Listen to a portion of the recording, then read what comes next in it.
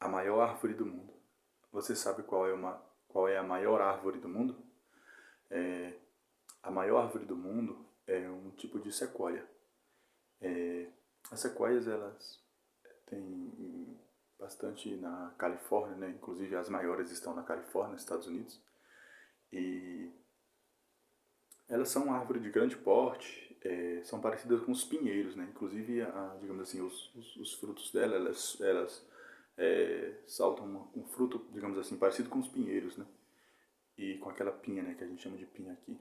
E eu queria falar aqui das características físicas, algumas coisas que eu achei bem interessante e o que eu consegui absorver dessa maior árvore do mundo.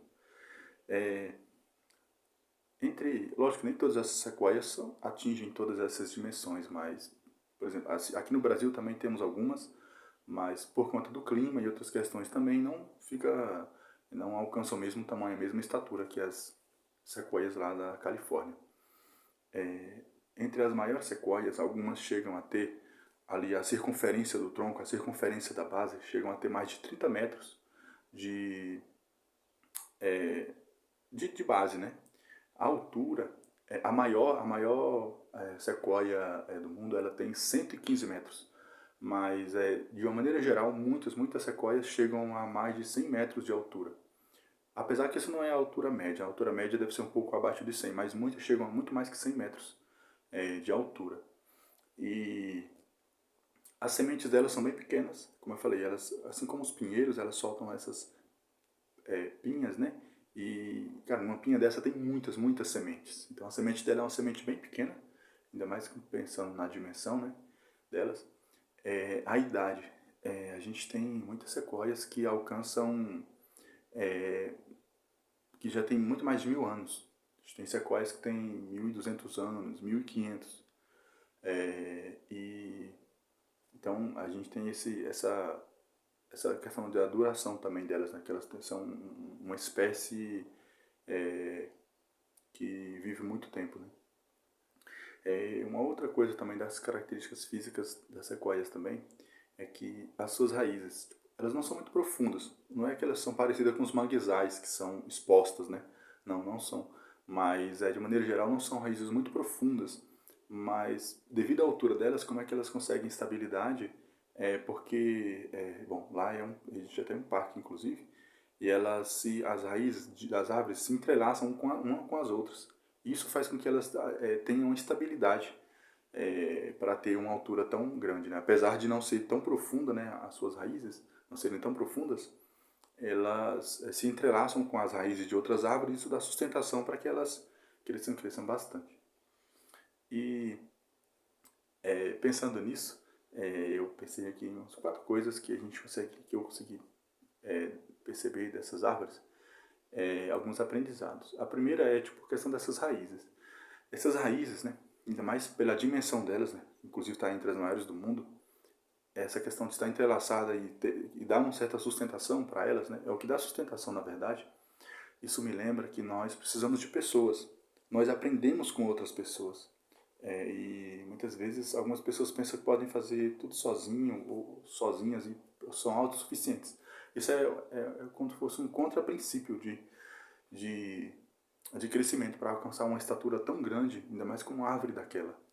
Então, a primeira é que, assim como elas se sustentam entrelaçadas com as raízes de outras árvores, nós precisamos de outras pessoas, nós aprendemos com outras pessoas. Muitas coisas que vamos fazer, outras pessoas já fizeram, e às vezes já nos deixaram de várias maneiras o caminho, já nos orientaram de alguma forma. Então, a primeira coisa é essa humildade, né? Nós precisamos uns dos outros.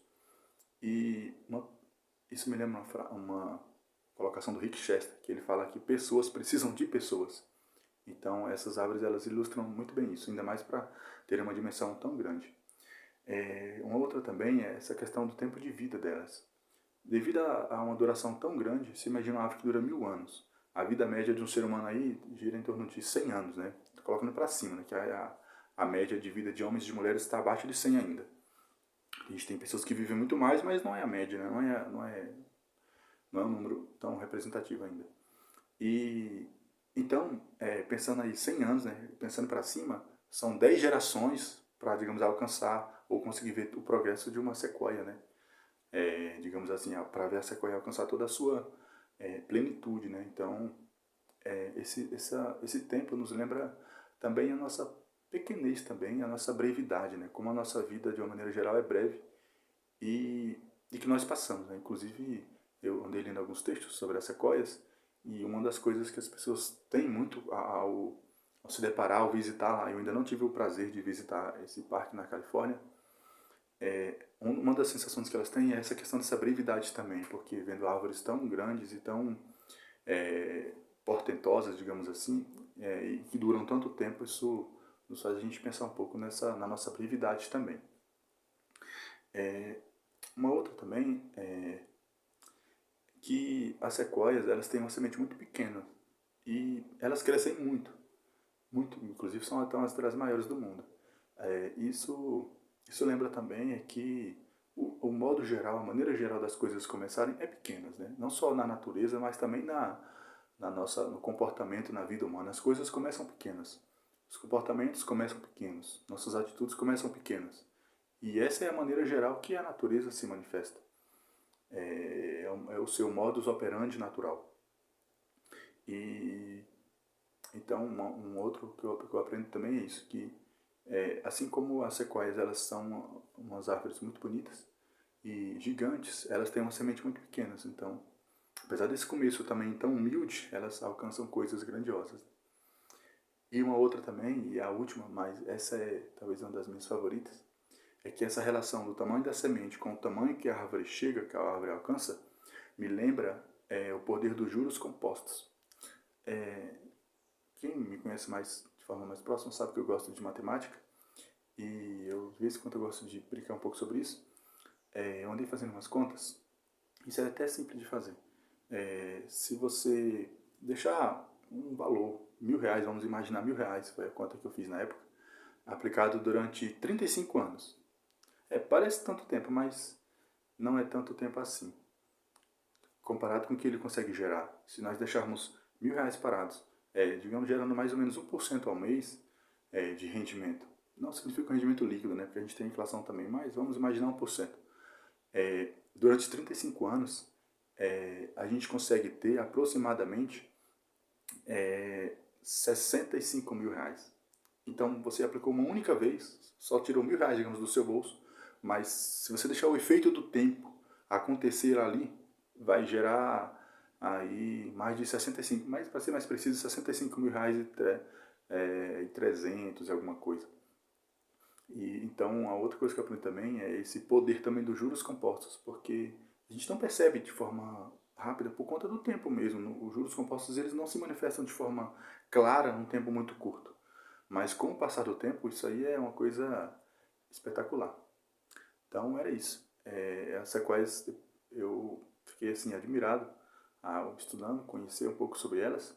E eu trouxe aqui, espero que isso agregue para você, assim como agregou para mim, né? Essas quatro coisas. As suas raízes nos lembram como nós dependemos e precisamos uns dos outros. O seu tempo de vida também, como nós somos breves e limitados de várias maneiras. E o seu tamanho também, né? Comparado com sua semente, como nós começamos pequeno e também podemos nos tornar grandes. E da mesma maneira, a semente pequena para uma árvore tão grande nos lembra também o poder dos juros compostos.